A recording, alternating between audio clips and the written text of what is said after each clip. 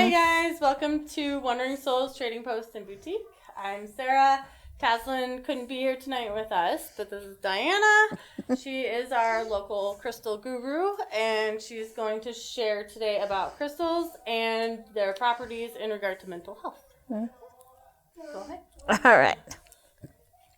So as Sarah was saying, tonight we are talking about crystals and how they work for depression, panic attacks, anxiety, even ADHD. One thing I do want to start, because this is an important class, with a disclaimer. I am not a mental health professional. If you have any idea of suicide, or you're any harm to yourself or to others, or you have severe panic attacks, please contact a professional. So crystals can help, but they're not a cure-all. So I always say therapists are good. So, all right. So to kind of introduce a little bit, I'm again not a professional, but I do suffer from different mental health issues. So I have dissociative identity disorder, complex PTSD, anxiety and panic disorder, OCD, and trichomania. So that's current my diagnosis. So I'm going to go over just a little bit what DID is, because a lot of people don't know.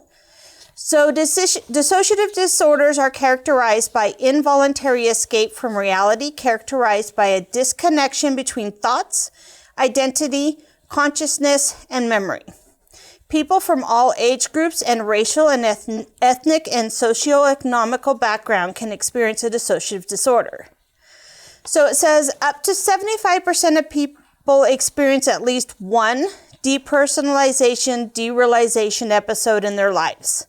So what that means is, think of it if you drive the same road to work every day. So a lot of times during that trip, you're like, how did I already get to the next town? I don't remember driving that far. Well, that's a form of dissociation. So the big difference between that and people with a dissociative disorder is, due to severe trauma as a child, they've learned to dissociate from things that cause trigger, trauma, anxiety. And some of them do that by dissociating from reality. Some dissociate from emotions. And then you have the more severe, which is where I sit, where my brain created different personalities to take on that trauma. So me personally, my first fracture was at the age of 2. I then fractured 28 more times due to severe trauma. So I ended up with 28 separate personalities or parts. So when we're children, we all have multiple parts to our personality. So, but as we grow and mature, we form into what is our central personality. People who develop dissociative identity disorder from severe trauma, we don't have that fusion. We stay in those separate personalities, and every time we're kicked off by another severe trauma, if we need it to be able to cope, the brain will form another part or another personality to store that. So I have parts ranging from the age of 2 up to the age of 30. I have males, I have females, I have different ethnicities. I have a Southern belle. I have a lady who likes her tea and crumpets, And then I have Sarah, who's 6 and trauma-free and pure sunshine. She keeps me with that childlike freedom from trauma, so that I still have that ability for purity. So that's kind of a little background on me. Those that don't know, OCD is a very common one, obsessive compulsive disorder. Trichomania for me kind of goes with it. Trichomania is hair pulling. I tend to do the hairs here. And it's an obsessive thing. I'll be doing it for sometimes hours, not even knowing I'm doing it. I've developed arthritis in my fingers from it. It's not fun. Luckily, I haven't moved to eyelashes or hair. Some people, pull out all their hair, their eyelashes, their eyebrows. Mine is considered, I guess, minor. And then complex PTSD, a lot of people know post-traumatic stress disorder. The reason I'm diagnosed with complex is because of the multiple amounts of traumas that I've endured. So it's kind of like when someone has post-traumatic stress disorder, they get knocked off the road. Well, I just continuously got knocked off the road. So it led to complex. And anxiety and panic disorder. So a lot of people, especially nowadays, especially with the internet, especially going through COVID and everything, a lot of people, even they say in the high school, kids, even in elementary, kindergarten, are suffering more anxiety. So, and we will definitely be covering today crystals for children's mental health. So, and ADHD is something that only now is being really understood, and it's being more diagnosed. My husband actually is diagnosed ADHD. He is on medication for it. But a lot more kids are actually being able to get treatment, and they're finding that the troubled kids in classes aren't troubled kids, they just have trouble focusing. I'm considered neurodivergent, as is many people that have other issues, ADHD, autism, and that. And how I explain to people neurodivergence, my brain just functions differently than other people. But as far as art goes, as far as memory goes, as far as creativity goes, I'm a little higher on the spectrum because of being neurodivergent. I'm able to do multiple things. So you have to find your superpowers. So if anyone wants more information on any of these disorders, I can get you more information. But those are the ones that I deal with. So we're going to go over to start with crystals for mental health. And again, as Sarah's passing these out, I do want to remind crystals can help. Even some people may not believe in the abilities of crystals and their powers, but just the knowledge of having something to hold on to, that ability sometimes will help people. So whether you believe into the power, the brain still needs help sometimes. So many people know about physical, emotional, and spiritual healing properties of crystals. But did you know that they can improve your mental health? In this modern world, everyone struggles with their mental health in one way or another. It is difficult to keep calm while living in a hectic city or being busy all the time. Nevertheless, crystals can become allies to keep you calm, reduce your anxiety and depression, lift your moods, and aid in the treatment of mental disorders. Here you will find some crystals that are famous for their mental healing properties. And real quick, I did put up a question and only 2 people answered. So if you don't follow the Crystal Talk page, be sure to follow it, because I always put a question and there'll always be a winner at the end. So I'll ask it again in case anyone has any more guesses. It says, I help in coping with social anxiety and panic attacks. I can be worn during moments of extreme anxiety or simply carried with you throughout the day. What stone am I? So 1 person online got it right. Does anyone else have a guess? Is it basic or rare? It's a known. Amethyst. And Taslin was actually the only one to answer it right online. So I'll leave her prize with you, Sarah, and you can get that to her. All right, so to start out with black tourmaline. So many are familiar with black tourmaline. So this one here, I have in pendant. So black tourmaline is a protective stone that guards against EMF, psychic attacks, and negative energies of all kind. Work with it to guard against the ill wishing of others. It also is a grounding stone.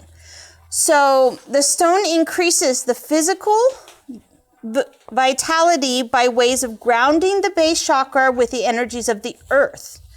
Black tourmaline promotes clear and positive thoughts and feelings. Amber, I currently don't have any amber, but most people know amber. It always looks like honey. That's what it reminds me of.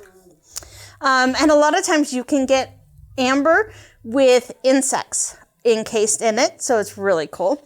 So amber stimulates the mind, relieves depression, encourages a positive mindset and creative self-expression. It promotes decision-making and balance, as well as being a useful memory aid. Its flexibility dissolves opposition. Amber promotes emotional tranquility and builds trust. So moonstone, and I actually brought little stars, so kind of fitting. So, and then I have some moonstones at the bottom of this one, but this one is mainly labradorite and opal, which we will cover. So moonstone, and many know moonstone, labradorite, moonstone are ones that are pretty common. Moonstones have a stunning appearance and an equally stunning ability to aid in mental health management. This particular stone is beneficial for improving focus, clarity, and calming down during stressful situations. Wearing a moonstone can assist you in being more productive, managing your time, and remaining grounded when you're stressed. So amethyst, and we talked about that one. I brought that. I have amethyst drops, and then I have the wolf bracelet that has turquoise amethyst. And then this one's kind of a double whammy because malachite also works. And then you've got the dogtooth amethyst as well on that one. So those are a few ones that I brought for that. Now this stone aids in decision making by incorporating common sense and spiritual insight, as well as putting those decisions and insights into action. It facilitates the transmission of neural signals through the brain, as well as calming the mind. Amethyst protects against recurrent nightmares, helps with insomnia caused by an overactive mind. It improves memory and motivation, allowing you to set more achievable goals. It improves dream recall and the understanding of those dreams. Amethyst promotes emotional centering by balancing highs and lows. It calms anger, rage, fear, and anxiety. It helps us cope with loss by alleviating sadness and grief. Now, in here it talked a little bit, we talked about the recall of dreams and understanding those. So one thing that I've done for my mental health, because my subconscious tends to talk to me in dreams. So I will have a dream that may seem to have nothing to do with what's going on. Usually my husband is the persecutor in the dream. The reason for that is he's safe. I know he's safe, so if he's the persecutor in my dream, I can process with him. I'm not afraid of him, so I can deal with whatever is coming up with that. So one thing I do is when I wake up, when I have that instant still feeling, complete memory of the dream, I have a journal. I write it down as fast as I can, as many details as I can. I set it aside, and in a couple days I come back. Usually then I can figure out. And because I have dissociative identity disorder, a lot of times communication from my alters is also in my dreams. So many times they're trying to tell me something. I'm not paying attention to what's going on. I'm dissociating, suppressing whatever is going on. I'm not dealing with it. So don't ignore your dreams. They're actually, they're spiritual and all that, but also on top of that, it's your subconscious talking to you. Listen, it just wants to have a conversation. So, all right. So next, opal. So this one here, it has the Australian Cooper Mine white opal. Then I have earrings that also have the Australian Cooper, I think it is, mine opal. This one here, it's got the labradorite, but it also has the green opal. So, and a little heart labradorite. So opals are well known for their ability to help you deal with negative emotions. They are crystal gemstones that are famous for soaking up negative emotions in your life, making room for positive emotions to emerge in their place. Wearing an opal gem is the way to go if you're dealing with feelings of anger, depression, stress, or other negative feelings.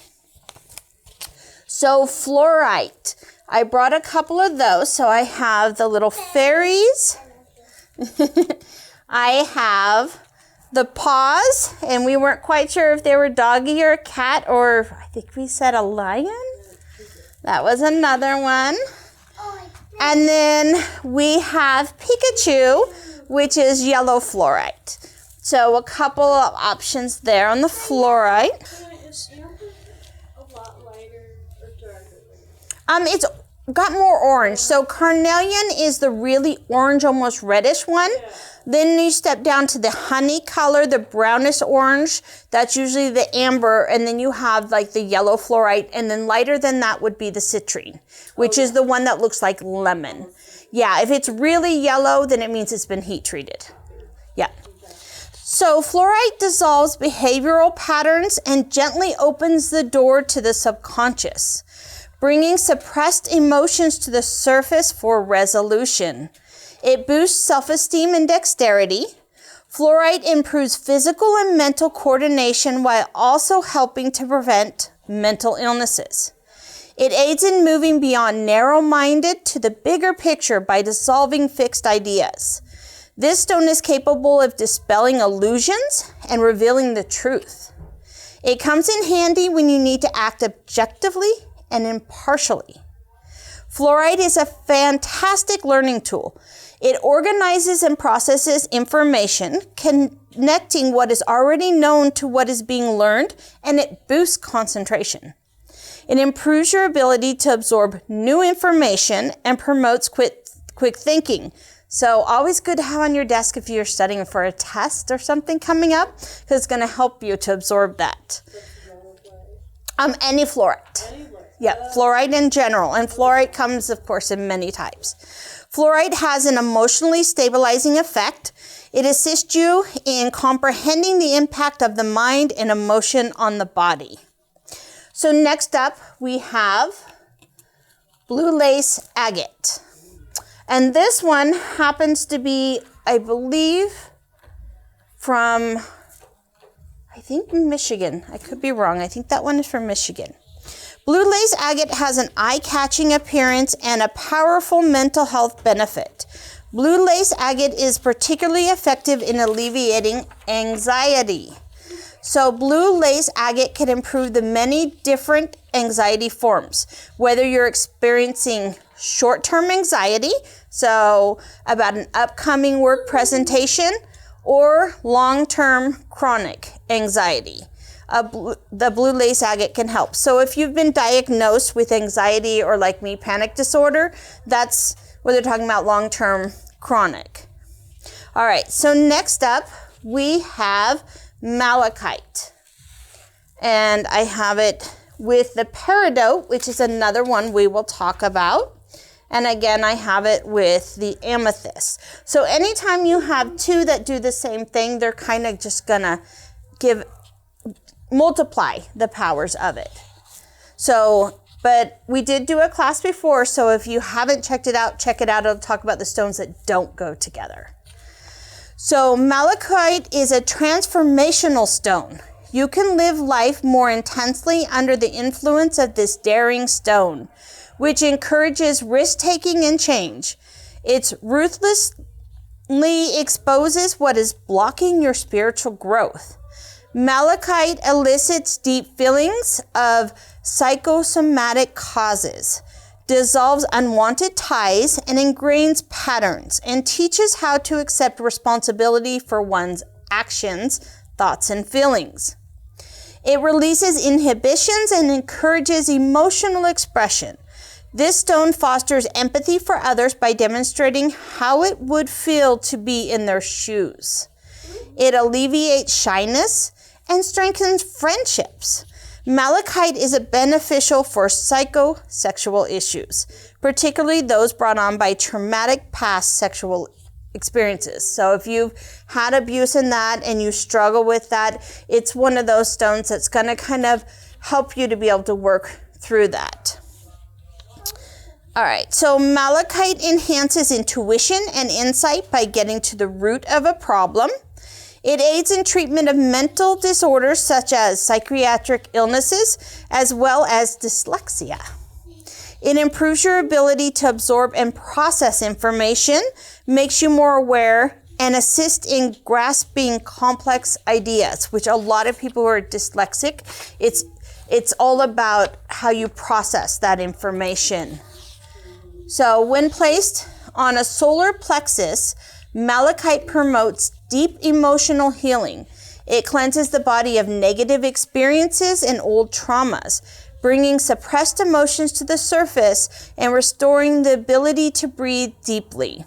So, and I do caution though with malachite, if you're dealing with a trauma that you haven't had a chance to process with a professional and it's something that's overwhelming, then malachite may not be one that you want right then until you're ready and able to deal with it. So do be cautious of that because it will kind of help with dealing with it. So if you're not ready, it's going to bring it to the surface, right?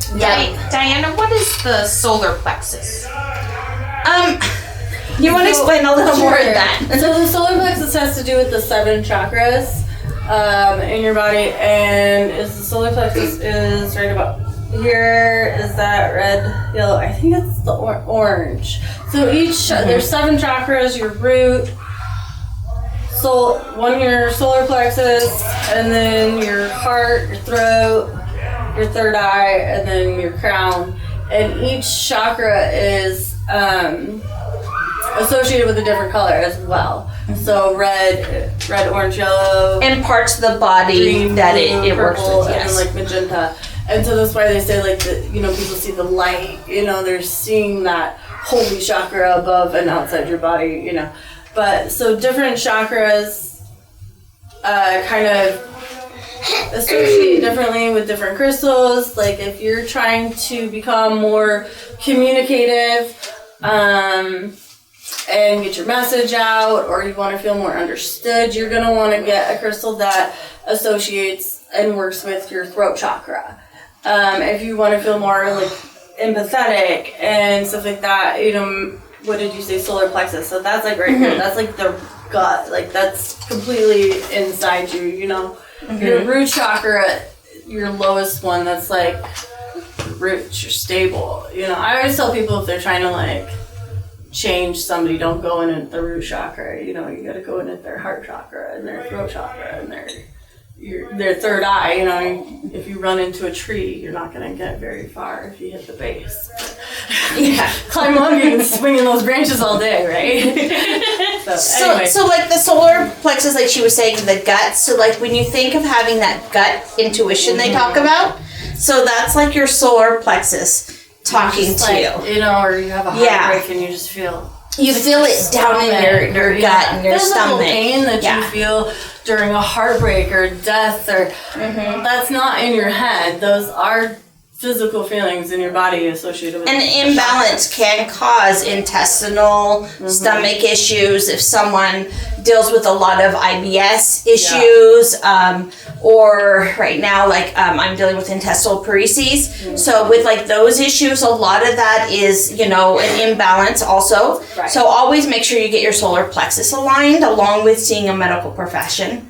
So and really everything is frequency and energy moving, molecules moving, smashing against each other, creating different frequencies. So how do these correlate, right? Well, your body, you're giving off different energetic, electromagnetic frequencies all the time. If you're out of line, you're going to be, those are going to also be out of line. You say you reap what you sow. You put out positive energy, you will receive positive energy. So the crystals help because they have certain electromagnetic frequencies that they are radiating energy out and absorbing energy in.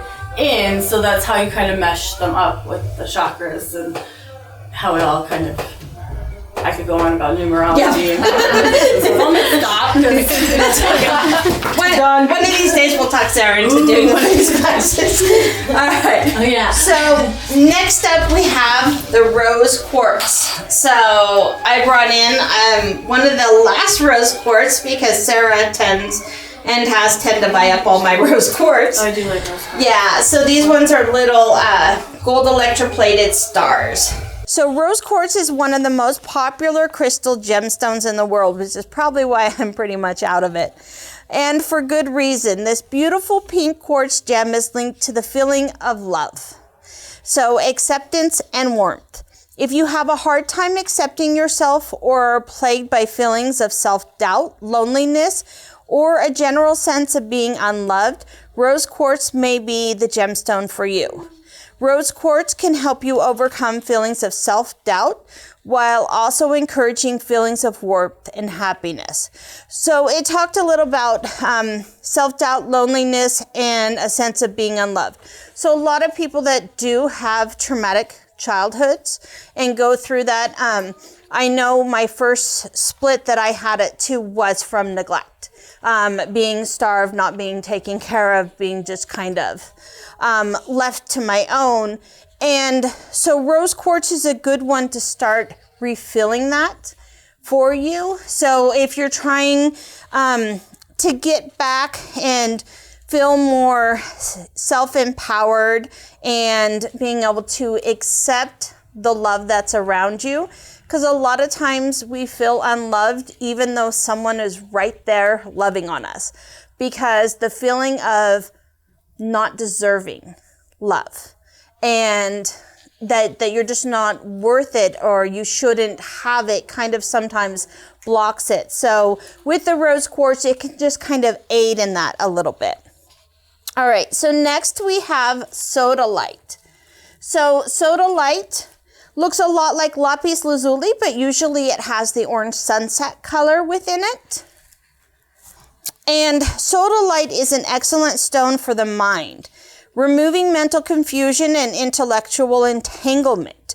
It promotes rational thoughts, objectivity, truth, and intuitive perception, as well as the verbal expression of emotions. It calms the mind, allowing new information to enter. Sodalite encourages the release of old mental conditioning and rigid mindsets, allowing new ideas to flourish. This stone calms panic attacks and restores emotional balance. It can change a defensive or oversensitive personality by releasing core fears, phobias, guilt, or control mechanics that prevent you from being who you truly are. It boosts self-confidence, self-esteem, and self-acceptance. Sodalite is one of the stones that brings shadow qualities to the surface, allowing one to accept them without judgment. So sodalite for me works really well because I get overstimulated. So part of living with anxiety all the time is I'm always in that hyper-vigilant, ready for whatever's coming next, or I catastrophize a lot. So we're driving down the road and the car brakes and my husband hasn't put his foot on the brake yet, which he's going to, but I haven't noticed. So I'm already in anxiety that he's not going to stop. So yeah, a lot of times he tells me to get in the back seat. So, but so it really helps with that overstimulation. And so sometimes overstimulation is kind of like an excess of energy. So one of my parts that I have, I call twitch, because that's exactly what he does. He twitches. And so I will twitch like I'm having a tic. And so usually it comes with a buzz, and then I have no control over it. And it's not to be confused with Tourette syndrome, which my youngest daughter suffers from. It's just a tic like, and what it is for me is when it happens, I feel the release of energy. So when I get overstimulated, I clench my jaws and I shrug my shoulders and I hold all that energy in. So with sodalite, it kind of allows you to kind of calm down and release, and then I'll start twitching, and then I feel the energy calm down and I'm able to come back into focus. So sunstone. I brought these, actually a friend of mine mined from here in Oregon. So these are actual Oregon sunstone. Have some that I put in a little bottle. So sunstones have a distinct, vibrant color that appears to perfectly match the mental health benefit that they provide. Increased creativity, productivity, motivation, and happiness. So of course the yellow sunshine color.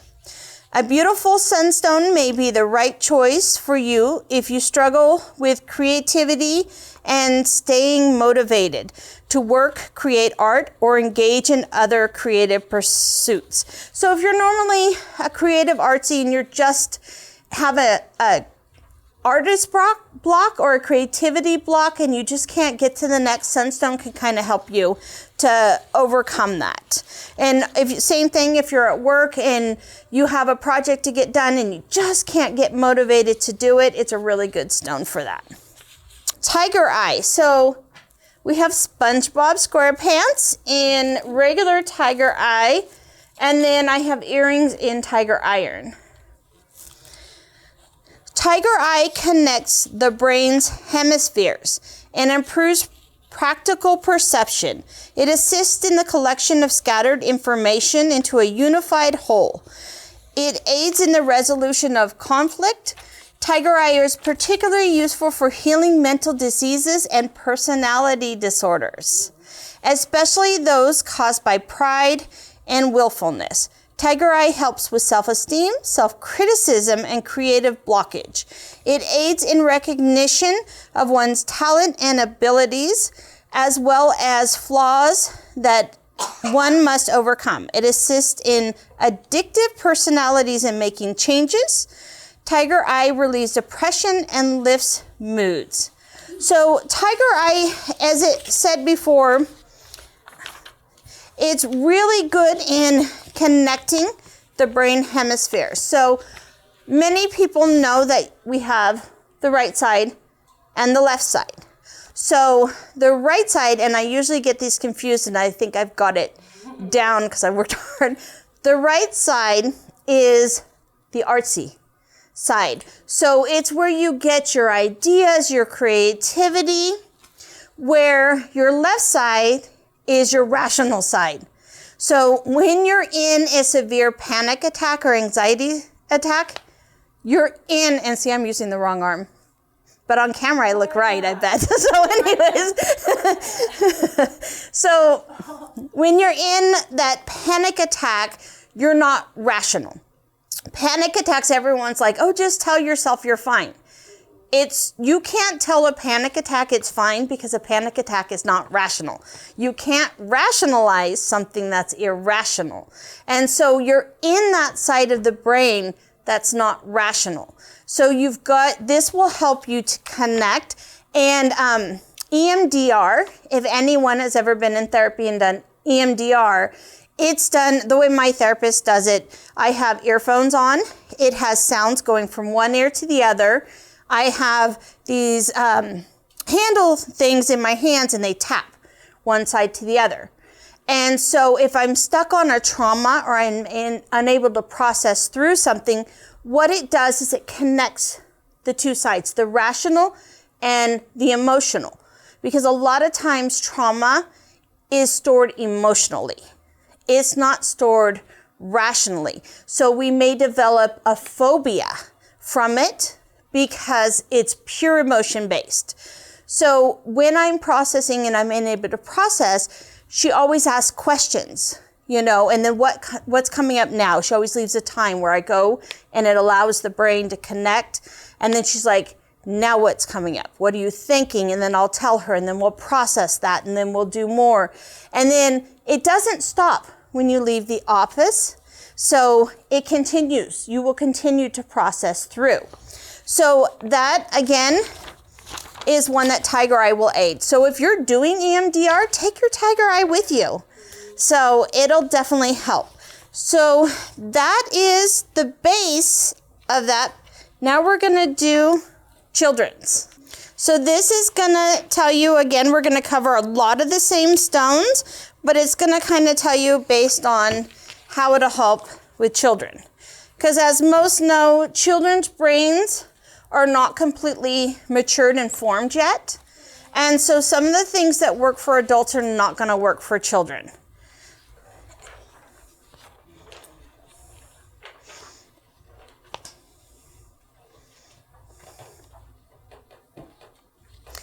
All right, so the article we're going to go through was actually written by Katie Houari, and she was a therapy directory, or it was written at the therapy directory. So whether it's developmental problems such as speech and language, a behavioral condition like ADHD, or problems with anxiety and stress, the gentle approach to healing that underpins crystal therapy can make it a highly effective method for supporting children's emotional well-being. And plus it's fun. So I just want to put that out there. For kids, it's fun. If you tell them, we're going to do this so that you're not so sad, they're like, but if you're like, I'm going to give you SpongeBob so you don't feel sad, then you've now got the kids' attention. So crystal healing is an energy-based system, meaning that it's based on a belief that over the millions of years crystals take to form, their layers acquire and store energy.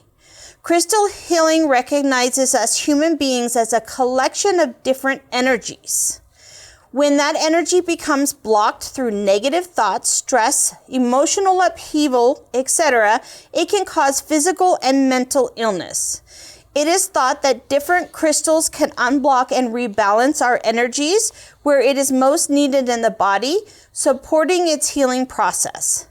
Research into crystal healing is virtually non-existent, and a commonly held hypothesis is that crystals produce a placebo effect. And that's what I was talking about earlier. Some people don't believe in crystals, but even if the person you're giving it to doesn't completely believe in the energies and all that as the crystals, having something when you're going through a panic attack to hold on to, kind of why fidget spinners were so popular for a long time.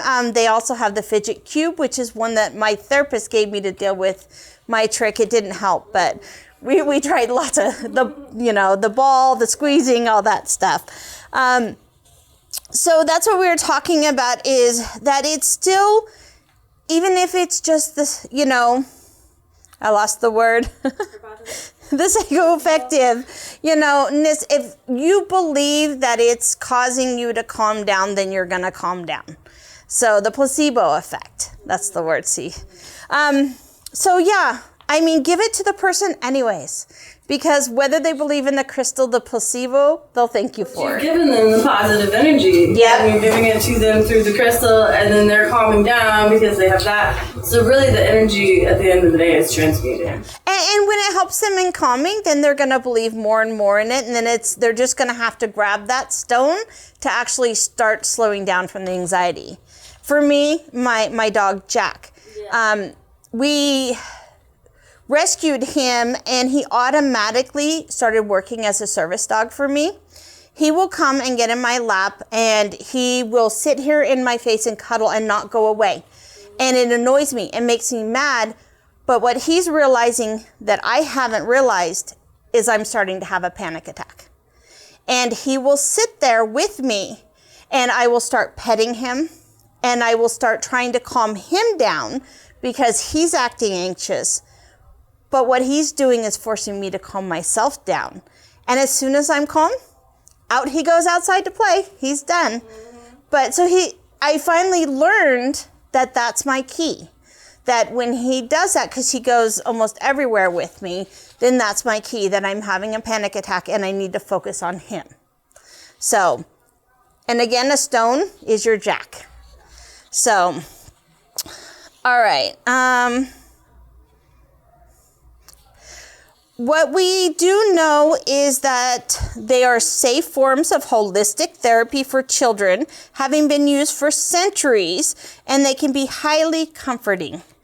Here we're going to look at how to use crystals for children with specific behaviors or problems and how they can support emotional well-being and whole body health. So starting off, crystals for ADHD.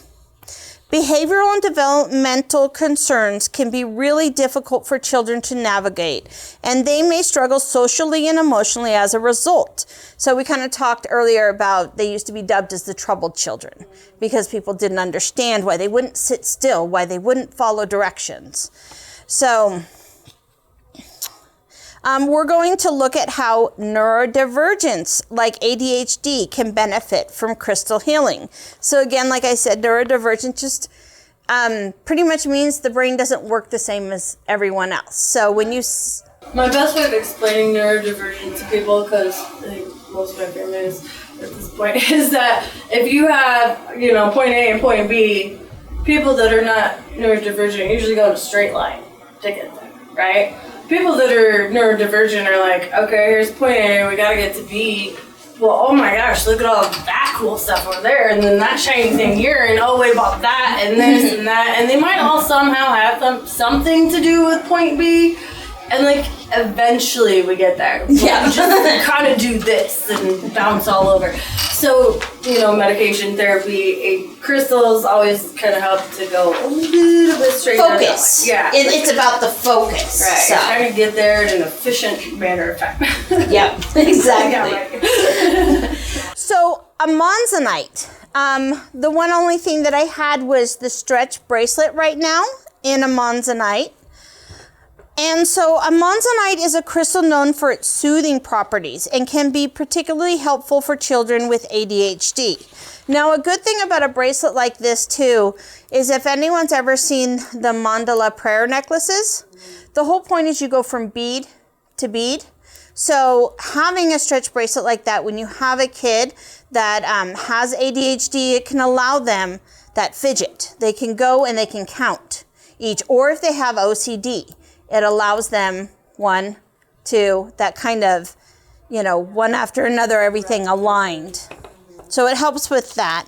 The stone balances mood swings and works in harmony with the nervous system to restore its balance and dispels any blockages. With ADHD, some people find it difficult to see things from a different perspective or allow others their point of view. One thing with my husband, he used to do, and he's gotten better, is I had to see his point. And I would walk away because I was like, okay, we have to agree to disagree. No, you need to see my point. I'm not going to see your point because we have different opinions, and that's okay. So, and that's just something they struggle with. And so he's getting better though. Whilst a manzonite encourages self-expression, it also helps children gain new perspectives and acknowledge balanced discussions. So blue lace agate, we talked about that one earlier. So the light and medium blue stones of the blue lace agate may be helpful in children with ADHD, and is known for dissolving the urgent need to react. So crystals for anxiety. These days, children are confronted with a lot. Anxiety levels in children remain high, and this can be especially frightening for children if they don't recognize anxiety or have trouble expressing themselves. And I think that's one reason that a lot of kids are being diagnosed with anxiety. I came from the era that there was lots of closets. And you don't talk about things. Everything was stored in the closet. So I like to say in my family, the problem is I don't have a door in my closet. So it's just open. My family, we talk about everything. Nothing is taboo. Nothing is not okay because stuff happens. Sometimes we're not okay, and it's okay to not be okay. So amethyst, and we talked about that before. Amethyst is such a good stone, and that's probably why it's really popular. So amethyst is the go-to crystal when it comes to anxiety, and it's a great beginner crystal. It is a meditative stone known for its gentle energies and soothing and calming properties. It's also highly spiritual, so it can help children tap into their intuition and connect with their higher self.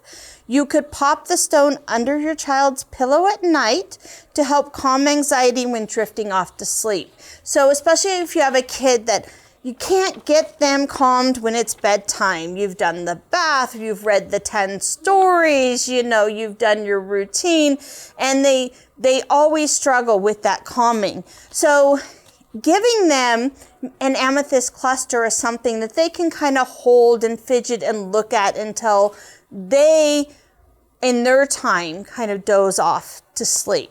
So, because sometimes when we're pushing them, we're increasing their anxiety.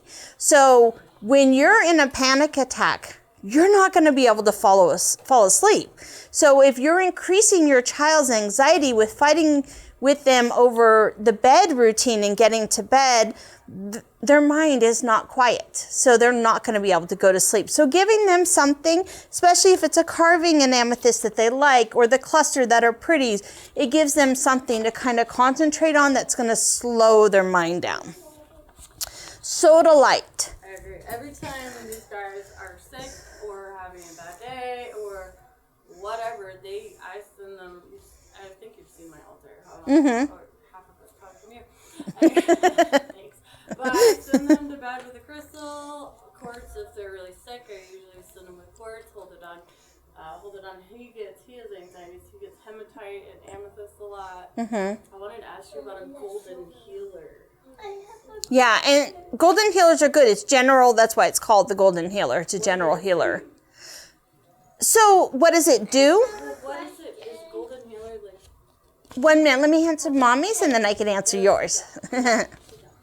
Is golden healer like amber, or is that just what it's called, golden healer? It's actually golden healer. It does have another name. Yeah, I know there's a secondary name to it, but most people know it as the golden healer. Yeah. But I know it has a more geological name. Yeah. It's a very healing one, right? Yeah, which is probably why most people just know it as the golden healer, because it's kind of your base healer. So. I have a question. What was your question, dear?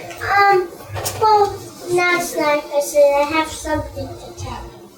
I had strep throat 3 times in a row. She had strep throat, and we used some crystals. Perfect. We always. All right, so next up we have sodalite, and we talked about that too earlier.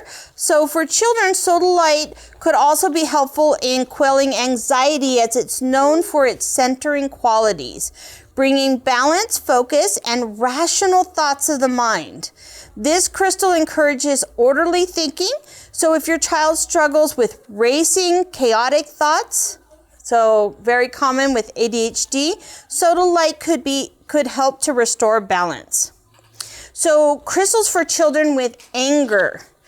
Children can often become angry and frustrated for a variety of reasons, and many have difficulty expressing their anger, which is an emotion we know is healthy and essential for emotional well-being. So one thing that my therapist taught me is we have these umbrella emotions. So a lot of times you'll ask a kid, how are you feeling? I'm angry, or I'm sad. Well, that's an umbrella. There's all these emotions that most of us can't think of the words at the time, or don't know that we're feeling. So a lot of times I have an oil painting I did with someone screaming, and then on the other half, she's like sitting back in the water drowning, because for me, anger is sadness. So when I express anger to someone, it's my way of saying, you need to get back, because now I'm afraid. And I'm not necessarily afraid of them, but I'm afraid they may reject me, or they won't love me, or they won't want me. And so instead of saying, I need to be held, I'm going to lash out, because that is the safe emotion. The umbrella emotions we know, those are safe. Yeah, that's what my therapist always explains them as secondary emotions. like umbrella, like because anger comes from a root. So anger It has is the not ones under. actually the emotion. It's a secondary emotion caused by something else: sadness, resentment, regret, disappointment, whatever. Rejection, feelings of unloved. Yeah. There's always an emotion deeper under that. So a lot of times when they're angry, well, what's making you angry? Ask questions. Right. And then that helps the child to get down. Crystals help them to kind of calm down and recenter and find that space to be able to tell you what actually they are feeling. Yeah, because if a kid says, I'm angry, you're like, why are you angry? Because my friend doesn't want to play with me. Well, how does that make you feel? Well, she doesn't want to be my friend, so I don't think she likes me, so I don't think anyone likes me. And then it kind of gets down to, so they're feeling rejected, but they're thinking it's anger. So children, okay, so peridot. So peridot is the green ones up here, on the necklace, and then it's also the little gems here, so I have them in that. Ideal for transforming anger and releasing resentment. Peridot possesses soothing energies that help bring about calm and clarity. This green beauty is also helpful for jealousy, which your child may struggle with in friendships and sibling relationships. It is also helpful in providing protection for the heart and protecting your child from hurtful comments. So if you have a child that's going through bullying, giving them something with peridot so that they have that when it's happening may help them a little bit to know that they have that, and so they can start to realize that the bullying isn't about them. And hopefully, bullying is just such a hard thing for kids to get them to understand why someone would be mean. And usually it has nothing to do with the kid being bullied. So, and howlite. I didn't have any howlite this time, which usually I do. But howlite, a lot of times people will get howlite and think it's turquoise. So howlite and magnesite usually is white and usually dyed, with howlite they dye it blue. So a lot of times it's passed off as turquoise and it's actually dyed howlite. But howlite sold a lot of times dyed blue. Other colors, they do it pink, yellow, but it's actually white. It's a white stone. Because it holds color really well. So when you dye it, you get the pastel or the bright colors. It just makes it fun. Yeah.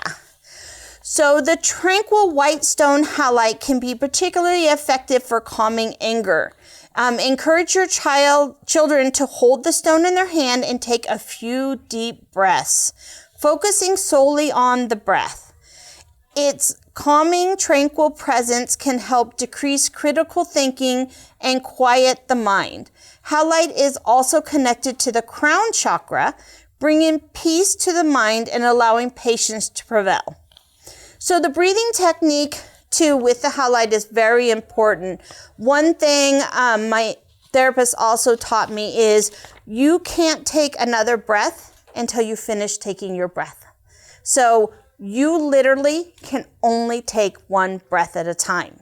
So kind of in life, we're always trying to get there without taking all the steps. Well, you can't do that with breathing because until you finish that breath, you can't inhale again. So concentrating on that forces you to slow down. So it's really important, breathe in through your mouth, out through your nose. And then you breathe in as much air as you can get in your lungs, hold it for a second, breathe it all out. And then check your body. She always had me check. You start with your head and check down. Usually my shoulders are like this. And so then I know, drop my shoulders. So with each breath, I drop. And then eventually you start calming down. Yeah. Faces behind meditation, focusing on the breath. Yep. So crystals for children's sleep. If your child is struggling to sleep and experience frightening nightmares, crystal healing could help calm the mind before bed and provide a sense of protection. So moonstone. And moonstone is very common, therefore it's usually not a really spendy one. So the more common the stone, of course, the lower the price. And it's easy to find, and a lot of things easily carvable. Moonstone is a new beginning stone known to promote inner strength, rebalance emotions, and provide stability and calmness. You could rub the stone on your child's forehead just before bedtime to help ward off any nightmares. So black tourmaline. And this one is a really good protector. So I always think of this as the protector stone. So it's known as the ultimate stone of protection. Black tourmaline can be particularly helpful for children with nightmares. So again, we talked about before how it wards off those negative energies. So a lot of time nightmares is negative thinking, negative energies, maybe leftover and negative energy absorbed from someone during the day, kind of promotes them to have a nightmare once they fall off asleep. So black tourmaline can be, it can help children feel safe, confident, and grounded. It is gentle energies help to protect against negative energies. So, and then we have crystals for speech delay. So if your child is struggling with speech and language delays, crystals that align with the throat chakra can be helpful in unblocking any energies or imbalances to encourage communication skills. So with my youngest daughter, the one that has Tourette's, she also had language issues. We spoke both Spanish and English in the house, so she ended up with language confusion. So she invented her own language.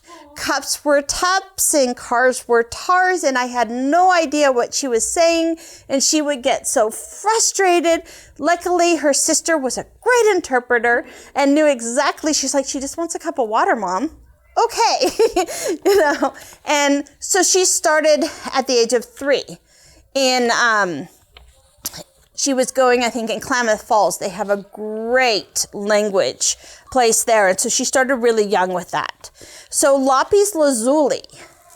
So lapis lazuli, sometimes you can get it with pyrite, sometimes without. So the striking deep blue stone lapis lazuli has been used for centuries as the stone of good communication. It is believed that the stone unblocks the throat chakra, and it can be highly effective to combine the stone with meditation. Placing the stone near your child's throat or while spending a few minutes meditating can help to promote self-expression and clear communication. So it also works with adults if you're not able to communicate what you're trying to say to a loved one or having issues. So having that with you will help you to kind of get the words that you're looking for. All right, and blue kyanite. We haven't talked about that one yet. So it's another one of the flashers. It's in the family with labradorite and moonstone. I think it's a distant cousin. So the earth stone, blue kyanite, is again thought to open the throat chakras. It is also associated with improving your intuitive abilities. Ideally, blue kyanite would be worn as a necklace close to the throat chakra and can be helpful in improving speech and learning a new language. Interestingly, this stone doesn't accumulate negative energies like amethyst, so it doesn't need to be cleansed or cleaned. Yeah, so if you watched our class or listened to our class on taking care, this one doesn't need the moonlight cleansing or the water cleansing or any of that, because kyanite does not absorb negativity. So if you want to be the person that's just happy all the time, surround yourself in a little kyanite bubble and you'll be happy. So what was that? Kyanite come in purple. Kyanite comes in black. The one you're thinking of is aura coated. So a lot of times they'll do an aura coating on it, which amplifies its powers. So that might be what you're thinking, because normally it's blue or black. Yeah, it might be aura coated. It's very popular to aura coat it. Yeah, very popular. So, and to wrap it up, how to choose crystals for your children. It is important to work with your children to get them involved in choosing the crystals they connect with. It's best practice to choose new crystals for your children due to their abilities to store energy, and always cleanse them in clean water to recharge them. This can be a great activity for kids and help them to attune to crystal healing. It also is great when they get it to know to first cleanse it. It gets them involved. Kids love to get involved, especially in something that's going to help themselves. And it gives them that empowerment too, to feel like they're part of their own mental health. They're part of dealing with their own emotions and their own thing. Because we really need to empower our kids, because we send them out to school, we send them out on their own. They need to have their own empowerment to deal with things, because we can't always be there.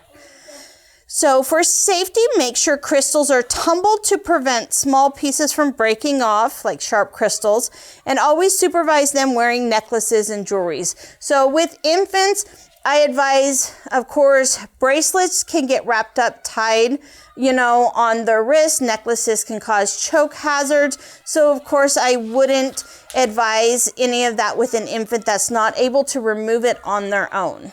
So, but you could always put it on the little, where their nightlight is, or even if, their little display above their crib, you can tie one into there. Well, here's an example of, like you put them in pillowcases and satchels, and just hold them, but a great example of like mainstream use for crystals for children would be, she still wears hers today. Yeah. Is the amber teething bracelet, or the teething necklaces. Yeah. You see those? And it's not for them to chew on the little amber stones. They're quiet and it's a quick release, but it is said to be very soothing and dull the pain of teething. Yeah. The amber. So she's always had one. She still wears it. But yeah, that was a very mainstream about 10 years when I had them ago. Everybody had amber teething necklaces and bracelets and stuff on their babies. I know now it's really popular to put them in the roller perfumes and the water bottles. The only thing that I say is look up their safety, because just because someone sells you one in a water bottle doesn't mean that it's safe. Pyrite is commonly put in one. Pyrite without lapis lazuli. Lapis lazuli without the pyrite is fine. In a water bottle with the pyrite, it's toxic. And it's toxic in a perfume bottle. So if you get lapis lazuli, make sure that it doesn't have pyrite. So, but we did a class too on all that. So you can always check that out. So